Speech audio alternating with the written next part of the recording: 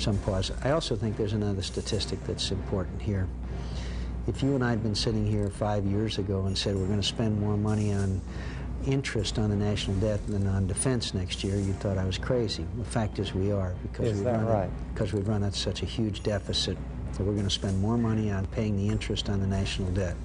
And that's just disgraceful. And that's why we got to have a line item veto, a balanced budget amendment to the Constitution, and a couple other things, because the system is broken, as you know. Explain why we need a line item veto now. Why we didn't used to have to need a line item veto. What has changed that now? I think the thing that's changed, Doug, is the tremendous increase in pork barreling. I'll never forget when President Reagan had a 10-pound appropriations bill that he spoke of at his State of the Union message a few years ago. No one had ever read or seen, and it was for hundreds of billions of dollars.